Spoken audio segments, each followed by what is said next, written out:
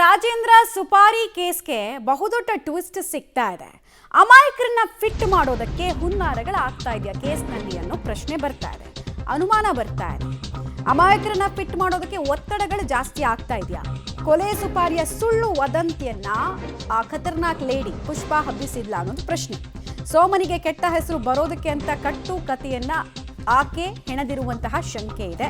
ಕಟ್ಟುಕತೆ ಅಂತ ಗೊತ್ತಿದ್ರೂ ಕೂಡ ಫಿಟ್ ಮಾಡೋದಕ್ಕೆ ಪ್ರಯತ್ನಗಳನ್ನ ಮಾಡಲಾಗ್ತಾ ಇದೆ ಪೊಲೀಸರಿಂದ. ಪೊಲೀಸರ ನಡೆಯ ಬಗ್ಗೆನೇ ಇಲ್ಲಿ ಅನುಮಾನಗಳಿದೆ. ಸುಪಾರಿ ಒಪ್ಪಿಕೊಳ್ಳುವಂತೆ 7 ಆರೋಪಿಗಳಿಗೆ ಪೊಲೀಸರು ಪ್ರೆಷರ್ ಮಾಡ್ತಾ ಇದ್ದಾರಂತೆ.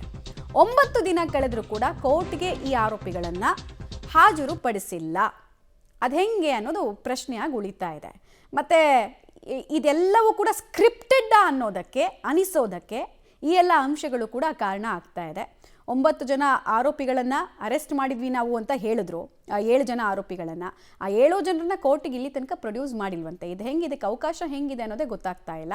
ಮತ್ತೆ ನೀವು ಈ ಪ್ರಕರಣದಲ್ಲಿ ತಪ್ಪೊಪ್ಕೊಳ್ಳಿ, ಕನ್ಫೆಷನಲ್ ಸ್ಟೇಟ್ಮೆಂಟ್ ಕೊಡಿ ಅಂತ ಸುಮ್ಮನೆ ಕಾನೂನು ಬಾಹಿರವಾಗಿ ಪ್ರೆಷರೈಸ್ ಮಾಡ್ತಾ ಇದ್ದಾರೆ ಪೊಲೀಸರು ಆರೋಪಿಗಳಿಗೆ ಅನ್ನೋದು ಆರೋಪ.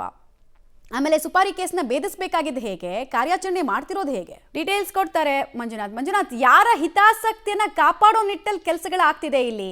ಪೊಲೀಸ್ ಪವರ್ ಮಿಸ್ಯೂಸ್ ಆಗ್ತಾ ಇದೆ ಅನ್ನುವಂತಹ ಅನುಮಾನ ಬರದೇ ಇರೋದಕ್ಕೆ ರೀಸನೇ ಇಲ್ಲ ಇಲ್ಲಿ. ಎಸ್ ಮಮತಾ, ಯಾರ ಹಿತಾಸಕ್ತಿ ಕಾಪಾಡಲಿಕ್ಕೋಸ್ಕರ ಪೊಲೀಸರು ಈ ರೀತಿ ಮಾಡ್ತಾ ಇದ್ದಾರೆ ಅನ್ನುವಂಥದ್ದು ಇನ್ನೂ ಕೂಡ ಪ್ರಶ್ನೆಯಾಗಿ ಉಳಿದಿರುವಂಥದ್ದು. ಈಗಾಗಲೇ ರಾಜಣ್ಣ ಅವರ ಕೊಲೆಗೆ ಸುಪಾರಿ ಕೊಟ್ಟಂತಹ ವಿಚಾರದಲ್ಲಿ ಸುಮಾರು 7 ಜನ ಆರೋಪಿಗಳನ್ನು ಪೊಲೀಸರು ಅರೆಸ್ಟ್ ಮಾಡಿ ಇಲ್ಲಿಗೆ ಸರಿಸುಮಾರು 9 ದಿನಗಳು ಕಳೆದಿದೆ. ಸೊ ಹಾಗಾಗಿ ಅರೆಸ್ಟ್ ಮಾಡಿದಂತಹ 24 ಗಂಟೆ ಒಳಗೆ ಅವರನ್ನು ಕೋರ್ಟ್ಗೆ ಪ್ರೊಡ್ಯೂಸ್ ಮಾಡಬೇಕಾಗಿತ್ತು. ಆದರೆ ಪೊಲೀಸರು ಆ ಒಂದು ಕೆಲಸವನ್ನು ಮಾಡ್ತಾ ಇಲ್ಲ. ಅದರ ಜೊತೆಗೆ ಪ್ರತಿದಿನವೂ ಕೂಡ ಅವರಿಗೆ ಪೊಲೀಸರದೇ ಭಾಷೆಯಲ್ಲಿ ಅವರಿಗೆ ವರ್ಕ್ ಮಾಡ್ತಾ ಇರುವಂಥದ್ದು, ಹಾಗೆ ಅವರನ್ನು ಸರಿಯಾಗಿ ಬೆಂಡೆತ್ತಾ ಇರುವಂಥದ್ದು. ಇದರಿಂದ ಆರೋಪಿತರ ಸಂಬಂಧಿಕರು ಕೂಡ ಆಕ್ರೋಶಗೊಂಡಿದ್ದಾರೆ ಪೊಲೀಸರ ವಿರುದ್ಧ.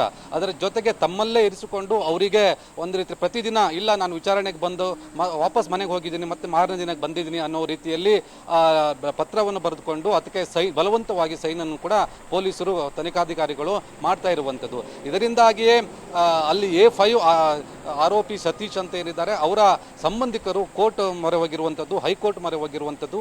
ಪೊಲೀಸರು ಈ ರೀತಿ ಮಾಡ್ತಾ ಇದ್ದಾರೆ, ಬಲವಂತವಾಗಿ ನಮ್ಮವರನ್ನೆಲ್ಲ ಹಿಡಿದುಕೊಂಡು ಹೋಗಿ ಬಲವಂತವಾಗಿ ಕೇಸಲ್ಲಿ ಯಾವುದೇ ಹುರುಳು ಇಲ್ಲ ಅಂತ ಹೇಳಿದ್ರು ಕೂಡ ಫಿಟ್ ಮಾಡುವಂಥ ಪ್ರಯತ್ನವನ್ನು ಮಾಡ್ತಾ ಇದ್ದಾರೆ ಅಂತ ಹೈಕೋರ್ಟ್ ಮೊರೆ ಹೋಗಿದ್ರು.